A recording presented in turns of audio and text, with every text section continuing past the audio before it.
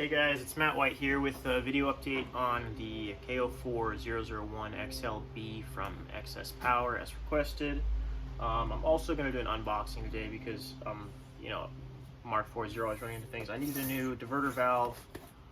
I had one of those, fake forage ones, and it had just been laying around from another car. Threw that one on there, and it's not holding boost. It flutters. It's like it needs an O-ring to actually hold boost, and a diverter valve going up and down for 10,000 miles destroys those O-rings, and then I'd worry that the O-ring would be shot through the turbo. So I bought one of these RKX precision ones. They look pretty decent. Bought it off Amazon, and normally I get it off eBay, but I was having some issues with eBay the other day, so I bought it off Amazon. Took a few days with COVID-19. And let's get into it.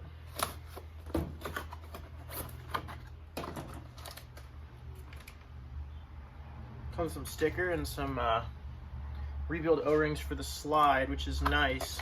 Before I had them, they didn't have the rebuild slides. I've got springs, sweet. Little piece of silicone. Nice packaging. And this silver diverter valve. This thing looks pretty good. I want to see what the inside looks like. Gonna have to swap the spring out anyway. So, has an O-ring. That's nice. Has an O-ring around, and then it's gonna have. Let's see, can I get this to push out? There we go.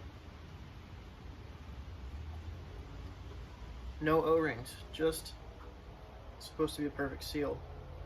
See that? No O-rings. That's what I'm going for, because O-rings fail, and then you're sending pieces of rubber through your diverter valve into your turbo inlet pipe, and that's going to go through your turbo eventually, so it's just not worth the risk. Okay, so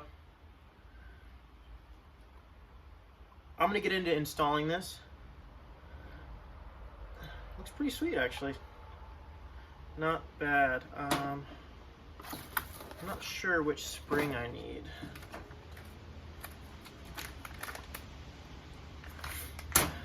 I'm gonna get into this. I'm gonna pull the charge pipe and see how much, if any, oil's in there from this xspower. I'll get back to you on that. Some of the new updates I've done with the car. I made myself a new catch can. Right here, made it out of a water bottle. It's easy to check. Screw the top off. You can see right down in there. I used some braided 10 AN. I probably should have gotten 12, but this does okay. I'm gonna add a drain to it later on, so I can just turn a knob and drain it. And oh yeah, I put this is a pretty cool one. Some of you guys might like this, some might not. But I took the seats out of a Mark 5. And I probably should have done a how-to on how I did this. I don't know if it's safe. But here are my homemade mounting brackets. And I've done it in a way that if I wanted to, I could go back to Mark 4 seats. And the other thing, I got a steering wheel. Got one of these 3-spoke steering wheels. Put that on. And I redid my wheels because before they were terrible. So I redid the wheels. Soon to come, hopefully suspension. I'm going to get this thing jacked up and see what I actually need to replace in the suspension stuff. And then I'll do coilovers and probably a full rebuild of the suspension. But let me get into this diverter valve and then we'll talk about the turbo. Alright, so I just loosened this up and let's see what inside this turbo pipe looks like. Charge pipe.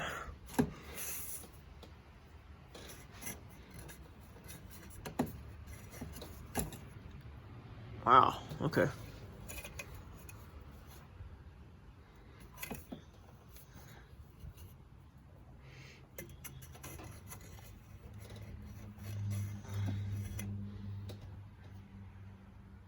There's a little bit, but that's standard because it's a journal bearing. There's check down by the, there's almost nothing. That's a good sign. Oh, wow. I'm surprised.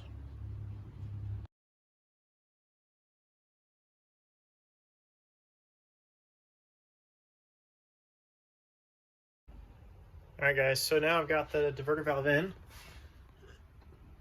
Looks pretty nice.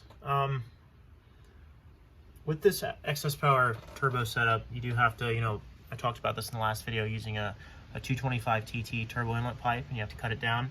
So some of the stuff you do kind of have to finagle your way around and make your own fitment for this thing. I have the diverter valve going into a piece of coolant hose into a 90 degree that I have in the side of the turbo inlet pipe, and that works just fine for me.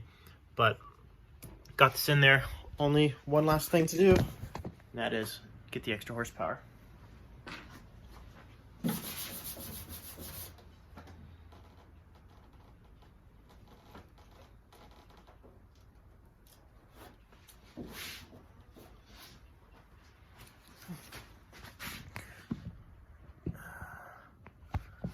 Good to go.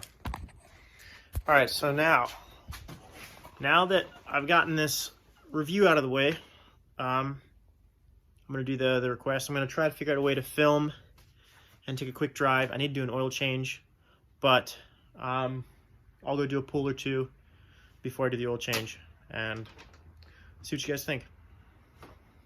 All right guys, so we're out here on the road. It's gonna be kind of weird video angle. I've got you stuck in my steering wheel, but letting the car warm up, and I'll try to get a good hold where I can get some boost and miles per hour doing a pull here in a minute.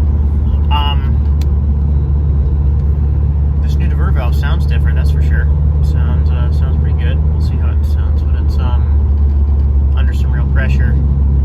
The one thing I didn't mention that I did do is I put a new fuel pump in. I did the Kemso 340 liter per hour fuel pump, and that actually made a huge difference. So that fixed all my fueling issues. Now we're just trying to iron out the tune still. The first revision that I had on this, it was like spiking 30 pounds, and it would kind of drop down to like 26 and hold for a little bit, and then would slowly go down to like 22 or 21 at red line. And right now I think Matosa wants me at right around 22, but it's kind of hitting a little higher than that and bouncing around a little bit. We'll see if this new diverter valve fixes that. I'm gonna try this angle first,